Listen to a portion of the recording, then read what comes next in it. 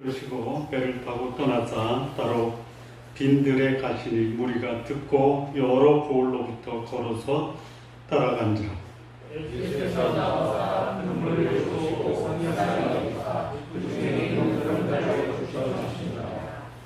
저녁이 되매 제자들이 나와 이르되 이곳은 빈들이요 때도 이미 저물었으니 무리를 보내어 마을에 들어가 먹을 것을 사 먹게 하소서.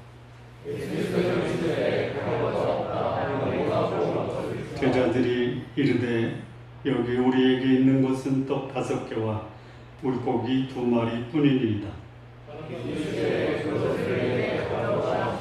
무리를 명하여 잔디 위에 앉히시고 떡 5개와 물고기 2마리를 가지사 하늘을 우러러 축사하시고 떡을 떼어 제자들에게 주시매 제자들이 무리에게 주니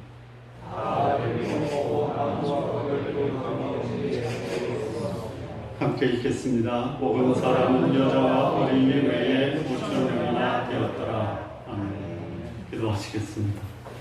살아계신 하나님 아버지, 주의 말씀을 통해서 우리에게 주시는 귀한 교훈과 은혜를 경험케 하옵소서.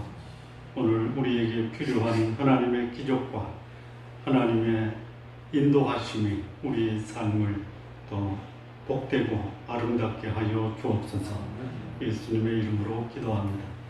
아멘. 우리가 사는 이 시대가 마치 사람이 모든 것의 주인이 되어버린 것 같은 시대다라고 생각이 됩니다. 동의하십니까? 그런데 할 때마다 보면 진짜 사람이 이 세상을 주관하고 있다라고 생각합니까? 아닙니까? 방금 전에 사람이 세상을 주관한다라고 끄덕였다가 자세히 들여다보니까 또 아니에요. 소위 사람이 세상을 주관하고 있다. 역사의 주인이 사람이다. 모든 역사는 사람을 중심으로 돌아간다라는 그 소위 이데올로기가 뭐죠? 인본주의죠. 맞는 것 같은데도 자세히 들여다보면 아니죠. 오히려 소위 만몬주의라고 들어보셨어요? 돈이 사람을 지배하고 있는 시대. 소위 권력이 사람을 지배하고 있는 시대. 쾌락이 사람을 지배하고 있는 시대. 그래서 이 시대가 인본주의 사회라기보다는 그 사람 위에 군림하고 있는 것이 지배하고 있는 세상. 근데 그 소위 권력이나 재물이나 이 소위 쾌락을 주장하고 있는 세력이 뭐예요? 어둠의 영, 사단의 영, 이 세상 주관자들이 마치 사람을 주인공으로 올려놓으면서 사람을 조작하고 있다 라는 것에 대해서 동의하십니까? 네? 여러분, 사단이 우리를 주장하지 못하게 하시기 바랍니다. 어떻게 할 수 있죠? 네? 어떻게 하시냐면요, 대적하시기 바랍니다. 네. 사단이 나에게 권력과 돈과 쾌락으로 유혹할 때 단호하게 거절하십시오. 죽을 수는 있어도 더러워져서는 안 되겠다. 단호하게 거절하시기 바랍니다. 자, 사람이 주인이다 라고 하면 사람이 못할 게 없죠. 어째 사람이 못하는 게 없어요. 다 해요, 다. 못하는 게 있죠. 자, 내가 내 인생의 주인이다. 모든 것을 할 수 있다라고 생각하는데 이상하게 하나님이 하라고 하는 것은 못한다고 그러는 경우가 많죠. 네? 우리 성도님들 얼굴 표정을 보니까 나는 아니야 라고 하시는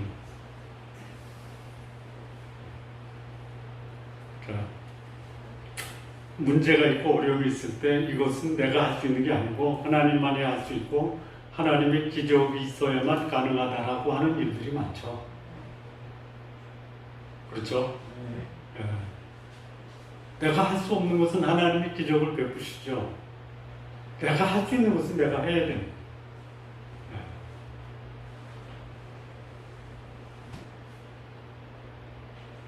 자, 기적이 언제 일어나느냐? 인간이 할 수 없을 때 기적이 필요합니다. 잔치석상에 포도주가 떨어졌어요. 당장 만들어서 내놓을 수도 없어요. 어디 가서 사올 데도 없어요. 그런데 포도주는 필요해요. 뭐가 필요해? 기적이 필요한 거죠.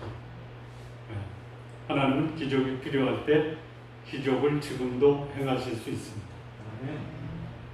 문둥병자들이 있어요. 사람들에게 소외당하고 외면당하고 아무도 그의 병을 고칠 수 있다라고 생각하는 사람이 없어요. 그래서 그들은 그 병을 고칠 수 있는 예수님께 나와서 하나님의 능력으로 그들은 치유를 받습니다.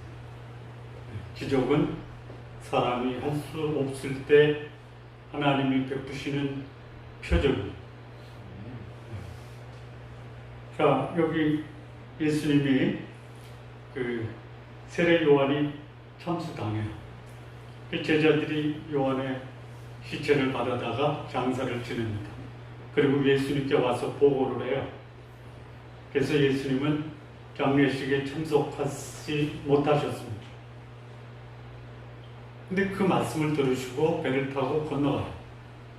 어디서 어디로 가냐면 가버나움, 소위 갈릴리 서편에서 갈릴리 동편으로 배를 타고 건너가십니다. 문상도 안 가시는 것 같아요. 갔습니다. 근데 거기 갔더니 수많은 사람들이 여러 고을에서 예수님이 바다 건너편에 가셨다라는 소식을 듣고 예수님께 따라갑니다. 날이 저물어 갑니다. 저물어 가는 그 시간에 제자들이 예수님께 이렇게 말씀합니다. 날이 저물었으니 저들로 하여금 동네에 들어가서 먹을 것을 각자 알아서 해결하도록 하시죠. 그랬더니 예수님이 뭐라고 해요? 너희가 먹을 것을 주라. 다른 복음서에서는 가게 할 필요가 없다. 너희들이 해결하라. 해결할 수 있습니까? 해결할 수 있습니까? 제가 굉장히 어려운 질문을 했습니까? 난감하다. 난감하네. 난감하다라는 게 뭐냐면 너무 어려워서 감도 안 잡힌다. 할 수 없다라는 거죠. 할 수 없다. 그래서 제자들이 알아서 그 예수님께 건의를 한 거예요. 무리들이 동네 가서 음식을 먹도록 하고 뭐 음식을 못 먹으면 알아서 집에 가게 하시죠. 예수님이 너희들이 주라 그래요. 할 수 없잖아요. 지금 그런 상황. 여러분, 예수님을 따르던 무리들이 왜 예수님을 따랐어요? 먹을 게 있으니까. 예수님이 가지고 있는 것을 보고 그 무리들이 따랐으니까 예수님이 가진 거는 없는데 어쨌든 먹을 것이다라는 기대를 갖고 따랐어요. 그렇죠. 제자들은 그 무리들이 먹을 것을 요구하면 주려고 하는 마음이나 또 그것에 대한 부담이 있어요? 아니면 회피하고 싶은 거예요? 자, 우리는 사람들의 필요를 보잖아요. 그러면 이것을 소위 해결하는 방법으로 나 자신을 거기서 도피시키려고 하죠. 그게 우리들의 힘이 아니에요. 예수님이 내가 할 수 없는 것을 나한테 하라고 그러면 어떻게 하시겠어요? 아주 그냥 뭐 아주 일상적으로 우리가 해왔던 게 뭐예요? 저는 못합니다 이거죠. 지금도 그러시죠? 예? 아시면서 제가 가지고 있는 게 없는데 설령 있다 하더라도 아무런 도움이 안 되는데 저는 안 하렵니다 이런 게 오늘 우리들의 모습 중에 하나가 될 수 있죠. 전부는 아니어도 시도조차도 안 할 수 있죠. 그게 내 개인적인 일이다.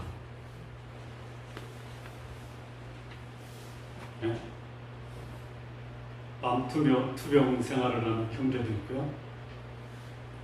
무릎 관절이 상해서 우리가 할 수 있는 게 있어요? 우리가 할 수 있는 게 있어요? 없죠? 없습니까? 자, 우리는 없는데요. 부모 된 분들은 어떻게 할 것 같아요? 그분들이라고 뾰족한 수가 있어요? 예? 근데 찾죠? 할 수 있는 거 찾죠? 예, 찾기라도 하자는 거예요. 자, 그럼 여기서 이제 몇 가지 질문이 나와요. 왜 할 수 없는 것을 우리에게 하라고 말씀하실까? 예? 왜 그랬을 것 같아요?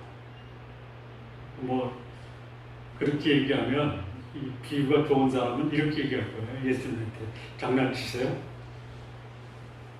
지금 예수님이 우리가 할 수 없는 것을 말씀하실 때 우리한테 장난치십니까? 예? 예수님이 우리에게 장난치시는 분입니까? 근데 그렇게 생각할 수 있죠. 자, 그러면 할 수 없는 것을 요청하신 거예요. 너희가 먹을 걸 주라. 그 다음에 또 이런 질문이 가능할 수 있어요. 할 수 없으면 불순종해도 괜찮은가? 불순종해도 괜찮아요? 우리 그렇게 정당화하잖아요. 저 그런 경우 많이 봤어요. 예수님 믿고 구원받아 신앙생활 하는 분이 있어요. 근데 신앙의 공동체에 어떤 필요가 생겼어요. 부탁을요. 못합니다. 자, 할 수 있어서 부탁합니까? 못하는 거 알면서도 부탁을 합니까? 에? 할 수 없는 거 알면서 부탁하는 거야. 그럴 때 안 됩니다라고 거절하는 것이 정당한 거예요? 아니면 변명이에요? 자, 세 번째. 그렇다면 불순종하는 것이 정당하지 않다라고 내 양심이 내 속에는 하나님의 영이 불순종하지 말아야지. 하고 싶진 않아요. 그럼 그때 어떻게 해야 돼?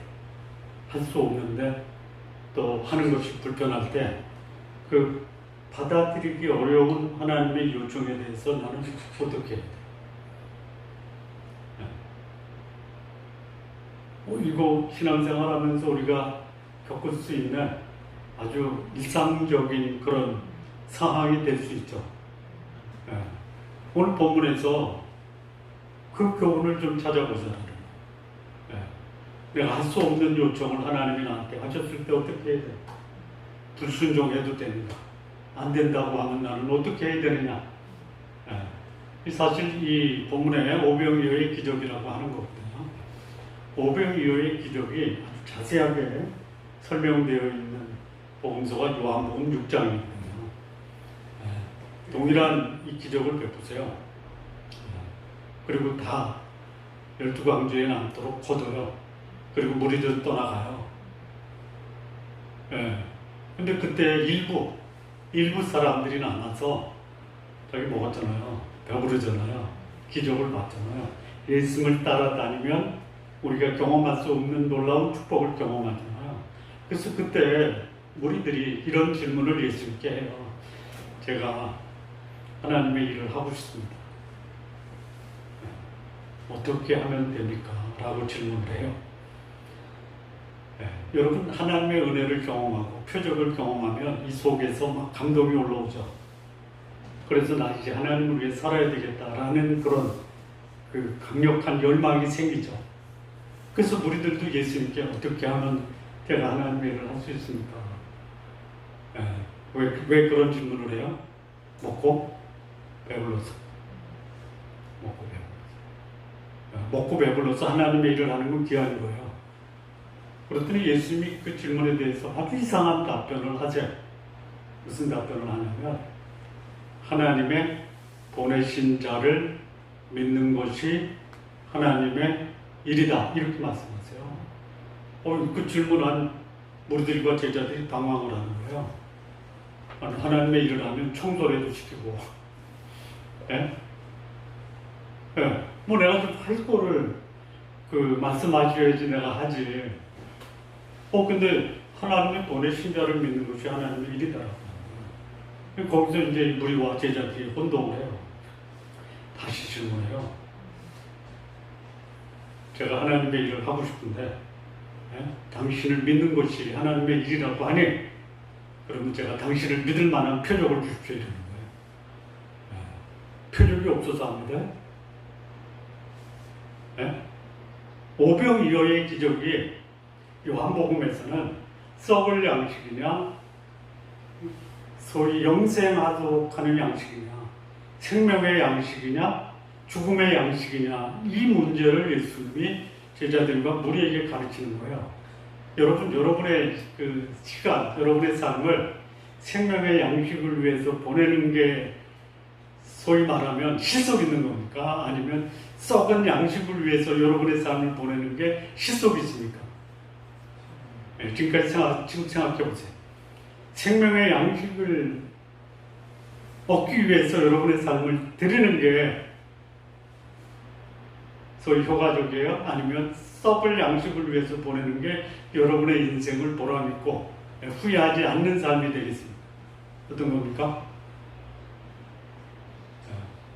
일단 대답은 생명의 양식이 훨씬 더 우리의 삶을 바람직하고 효과적으로 살게 하는 것입니다. 해놓는데 실질적으로 우리의 시간을 보내는 시간의 양을 보면 썩는 양식을 위해서 일합니까? 생명의 양식을 위해서 일합니까? 무슨 양식? 생명의 양식. 생명의 양식을 위해서 일하십시오. 그리고 내 육체의 양식을 위해서 일하십시오. 영생하도록 내 속에서 샘솟는 생수를 위해서 살아야 되는데 마셔도 갈증을 해결할 수 없는 그 물을 위해서 시간을 보내는 게 훨씬 더 낫다. 예수님이 행하신 그 표적의 목적은 뭐예요? 예수님이 생명의 주인이고, 그리고 그 예수님을 믿는 것이 영원하신 하나님을 믿고 섬기는 가장 바람직한 일이다라는 것을 가리키는 거예요. 자, 그런데 오늘 우리가 할 수 없는 일을 예수님이 부탁하셨어요. 너희가 먹을 것을 주라. 먹을 것을 주려면 적어도 200데나리온의 돈이 있어야 돼요. 200데나리온은 소위 육체노동자가 200일 동안 일해서 번 돈이 200데나리온. 그러니까 뭐 일주일에 2번 쉰다라고 하면 100일이 넘죠. 거기 뻘건 거 있는 공휴일까지 치면 1년에 한 150일 쉬죠. 그런가? 뭐 연가도 있고 뭐 여름 휴가도 있고. 그러니까 1년치 연봉이에요. 그게 있어야 돼요. 돈은 없어요. 돈은 없어요. 그런데 가지고 있는 건 있잖아요. 가지고 있는 건 있잖아요. 그거를 찾아내라는 거예요. 근데 물리적으로 또 물질적으로 예수님이 나에게 말씀하신 것을 순종하는 게 불가능해요. 불가능해. 그러면 손 놓고 말 겁니다. 아니다라는 거예요. 할 수 있는 걸 찾으라. 그게 오늘 본문이 우리에게 주는 거예요. 요한복음에서는 썩을 양식과 생명의 양식을 교훈하기 위해서 요한이 예수님의 오병이어의 기적을 설명을 합니다. 마태는 불가능한 요청을 받았을 때 어떻게 해야 되는가? 여기에 이 메시지의 핵심이 있다. 자, 어떻게 해야 되는가? 첫 번째, 13절, 14절을 보면요, 예수께서 들으시고 배를 타고 떠나사 따로 빈들에 가시니 무리가 듣고 여러 골로부터 걸어서 따라간지라. 예수께서 나오사 큰 무리를 보시고 불쌍히 여기사 그 중에 있는 병자를 고쳐주신다. 여기 무리가 나오는 그 무리 중에 누구도 있었냐면 병자가 있었어요. 예수님 눈에는 병자도 불쌍하고 병자가 아닌 자도 불쌍해요.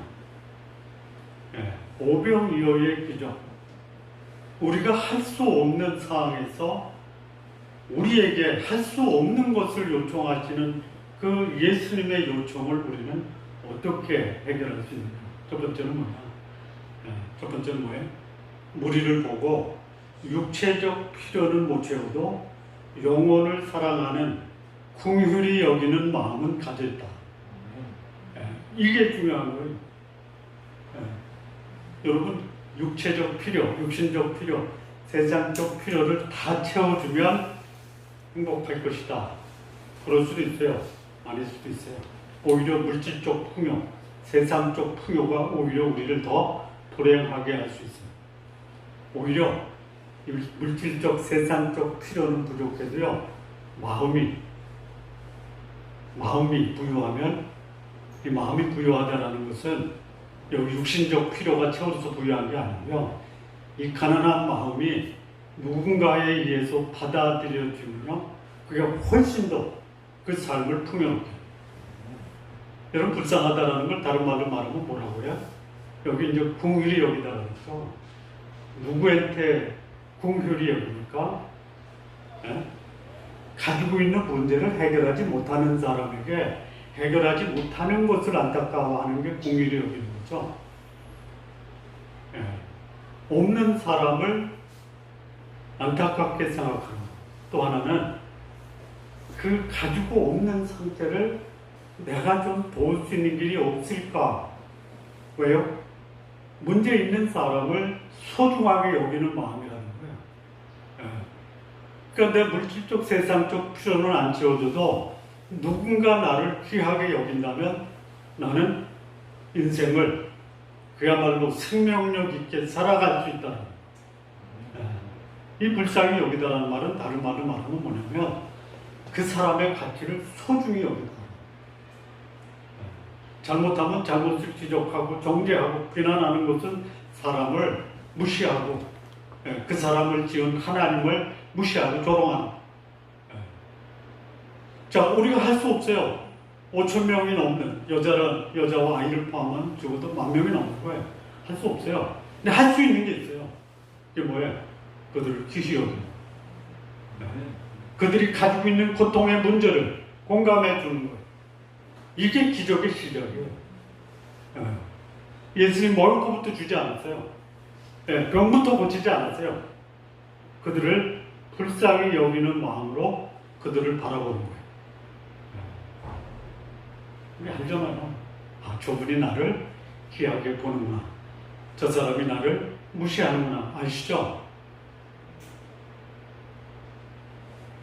모르시면요, 여러분들이 해보세요. 사람을 보고 귀히 여기세요. 사람을 보고 그 사람의 부족한 점을 공감해보세요. 이거는 할 수 있잖아요. 할 수 없는 건 하지 마세요. 그러나 할 수 있는 것이 있다는 거예요. 예수님이 우리에게 원하시는 것, 가시적으로 채울 수 없는 것은 없는 대로 내버려둬요. 그런데 비가시적인 것, 소위 그 마음의 필요를 채워주는 것. 여러분, 물질적 필요가 채우면 마음의 필요도 채워진다고 생각하시죠? 이게 누구의 속임수예요? 거짓말의 명수인 사단의 속임수. 많이 가지면 행복할 것이다 라고 속이는 거예요. 많이 가지만 행복한 게 아니에요. 많이 가지면 편리한 거예요. 예. 여러분, 너무 많이 가지면 편리한 것도 없어져요. 불편해요. 예? 예. 우리나라 최고의 값부셨던 삼성의 창업자 이병철 회장님이 인생 말년에 암으로 병원에 입원하실 때 어느 젊은 전도사가 그 병원에 문병을 가다가 우연히 복도에서 이병철 회장님을 만나셨대요. 그래서 그냥 무심코 얼떨결에 회장님 평안하십니까? 그랬더니 화를 내면서 나 평생 불안 속에 살아. 왜요? 너무 많이 가졌어요. 여러분, 뱃속 편한 게요, 몸 편한 것보다 훨씬 낫습니다. 이거 우리가 할 수 있어요. 물질적인 필요는 못 채워도 영적인 필요, 정신적 필요는 채울 수 있잖아요. 사람 귀하게 여길 수는 있죠. 그렇게 하십시오. 오병이어의 기록이 주는 첫 번째 교훈이 뭐예요? 그 사람의 가치를 인정하고 그 사람의 아픔을 공감하는 것, 이거부터 하시기 바랍니다. 두 번째로 15절에서 18절인데요. 여기 보면은 저녁이 돼서 제자들이 예수님께 나와요. 여기 빈들이고 때도 저물었으니까 이 사람들 보내서 마을에 들어가 먹을 것을 지들이 알아서 하게 해주십시오. 그랬더니 예수님이 갈 것 없다. 너희가 먹을 것을 주라. 제자들이 황당했을 거예요. 근데 여기서 황당하지 않습니다. 아주 작은 것 갖고 나와요. 떡 5개하고 물고기 2마리. 요거는 사실은 어린아이의 한 끼 도시락이에요. 어린아이. 그거 가져온 거예요. 여자와 아이들 빼고 남자만 5,000명이 있는데 제자들이 가져온 게 뭐예요? 한 아이의 한 끼 도시락이에요. 그거 가져온 거예요. 그거 가져온 거예요. 여기 제자들이 할 수 있는 게 뭐예요? 예수님이 보여주신 불쌍히 여기는 마음, 사람을 지히 여기는 마음, 불쌍한 자들과 함께 공감하는 거, 이거예요. 근데 그 다음에 그들이 가져온 게 뭐예요? 한 어린아이의 한 끼 도시락만 가져온 거예요. 그게 전부예요. 제자들이 할 수 있는 거. 여러분들에게 예수님이 엄청난 것을 요청하세요. 너희가 뭐 안 되죠? 그런데 할 수 있는 게 있어요. 뭐예요? 가지고 있는 거 있잖아요. 요한복음에 보면요, 이게 무슨 그들의 필요를 채우겠습니까? 하지만 그거를 갖고 내가 할 수 있는 것만 가져오면 돼요. 나머지는 누가 하세요? 예수님이 하시는 거예요. 하나님의 역사는 나한테, 여러분한테, 제자들한테 뭘 맡기셨어요? 너희는 온 천하에 다니며 복음을 전파하라. 너희는 가서 모든 족속으로 제자를 삼으라. 거기에 감동을 받고 가죠. 갑니까? 택도 없다. 안 된다. 할 수 있는 것만 하면 돼요. 내가 불가능한 것을 요구하시는 예수님의 의도가 뭐냐? 다 할 수 있겠다라고 마음 먹고 순종하면 다 하게 하세요. 그런데 뭘 가지고 하세요? 내가 드린 것 가지고 하는 거. 드린 것 가지고. 저는 가진 게 없습니다. 그래서 찾아오면 있어요. 뭐가 있어요? 어린아이 한 끼 도시락은 있어요. 그걸 뭐라고 해요? 하나님이 모든 사람에게 성령으로 인해서 각 사람에게 주신 선물이죠. 은사라고 하는. 그것도 있어요. 그러면 그거 가지고 역사하시는.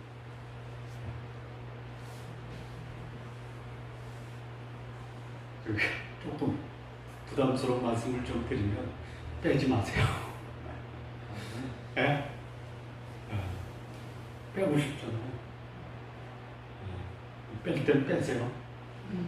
근데 가지고 있는 거는 드리시고 빼세요. 그러면 내가 드린 거 가지고 누가 역사하세요? 하나님이 역사하시죠. 자, 세 번째인데요. 세 번째는 19절에서 21절입니다. 무리를 명하여 잔디 위에 앉히시고 떡 5개와 물고기 2마리를 가지사 하늘을 우러러 축사하시고 떡을 떼어 제자들에게 주시매 제자들이 무리에게 주니 다 배불리 먹고 남은 조각을 12바구니에 차게 하였으며 먹은 사람은 여자와 어린이 외에 5,000명이나 되었다. 자, 여기 이제 예수님이요 보리떡 5개, 물고기 2마리를 가지고 하늘을 우러러 축사하셨습니다. 이 축사라는 말은 다른 말로 말하면 감사라는 말이에요. 감사. 그리고 제자들에게 나눠주시면서 우리에게 갖다 줘라. 네. 그랬더니 다 배불리 먹고 남은 조각이 12바구니를 찼어요. 기적이 일어나는 오병이어의 기적의 현장에서 그 기적을 가능케 했던 세 번째 비결입니다. 예수님이 보리떡 5개와 물고기 2마리로 감사했어요. 감사했어요. 내가 가지고 있는 것, 그게 물리적으로, 물질적으로 해결할 수 없는 아무것도 아니에요. 그런데 나에게 주어진 것을 가지고 감사합니다. 그 다음에 그거를 제자들에게 주니 제자들이 무리한테 나눴어요. 이 제자들은 순종했어요. 그러면 예수님이 주신 이 교훈이 뭐냐? 나에게 가지고 있는 것, 나에게 주신 것, 비록 작고 별로 효과가 없어 보이는 그것을 감사하잖아요. 그걸 가지고 이제 순종하잖아요. 하나님의 기적은요, 감사와 순종의 삶의 결과다. 네.